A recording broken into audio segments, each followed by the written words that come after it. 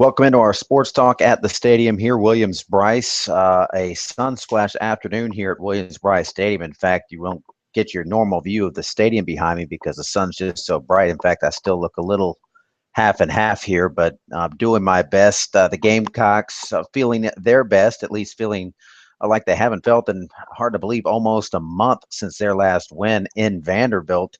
A few weeks ago, they haven't won at home since they beat Georgia in the early part of the season. So the Gamecocks back on the winning side of things, a 41-10 victory over the Furman Paladins. And, you know, they needed a win, certainly. They needed to win convincingly, which they did. They needed to stay healthy, which they pretty much did. There were a few injuries that we'll talk about here in just a moment, but let's talk about what the Gamecocks did well. They ran the ball, and they ran the ball a lot.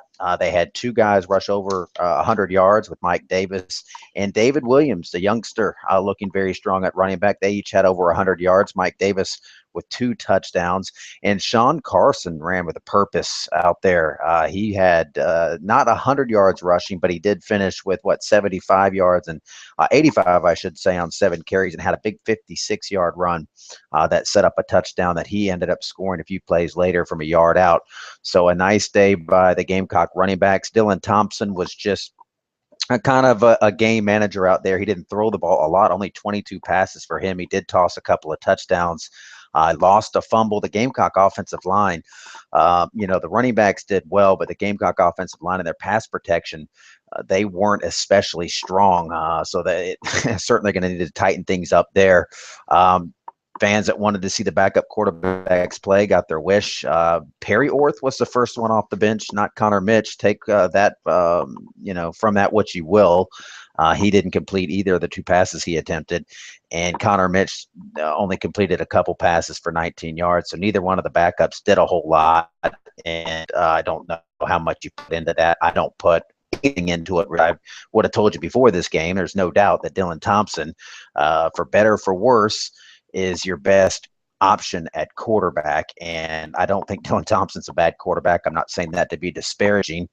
And I'm not saying it to knock the other guys. They're just not where he is now. And the Gamecocks need their best guy out there by and large to win most of their games, to have a chance in these games down the stretch in their final 5 games. Defensively, let's get to that side of the ball. The Gamecocks gave up over 200 yards of rushing. That's not good at all. They gave up a 60-yard touchdown run. That's not good. The good news is all of that happened in the first half by and large. That 60-yard run happened in the first quarter. They did shore things up defensively and played a lot better in the second half. They only gave up 10 points. They were opportunistic. They forced some turnovers. Furman gave the ball away, and they took advantage. So give Lorenzo Ward some credit. He was up in the box, actually just a few paces away from where I was sitting. He said he doesn't like it up there, but he's going to stay up there for next week's game against Auburn. And Gamecocks, I think, are going to have a big challenge, as we know, and always knew going into Auburn. But that Auburn offense, with the way they like to run the ball, and the Gamecocks still having problems stopping the run, even against Furman, that's got to be a little concerning. I mentioned the goods, and I do think there's more positives than negatives for USC in this game, but there are some negatives. Certainly, you don't like to see your offensive line struggle to block the Furman defensive lineman, and the Furman offensive linemen were pushing the USC defensive linemen backwards some in this game, and you'd like to see Furman, a team that's an FCS program, not even a dominant one at this point. They're not a top 5 FCS program. You'd like to see your guys up front get some more work in the trenches there. Injury-wise, Buster Anderson had a triceps injury, not the same one he hurt in the preseason, but he did not return. JT Surratt, this is one to keep an eye on, defensive tackle, left the game with a hamstring strain, did not return, so his status in question for the Auburn game.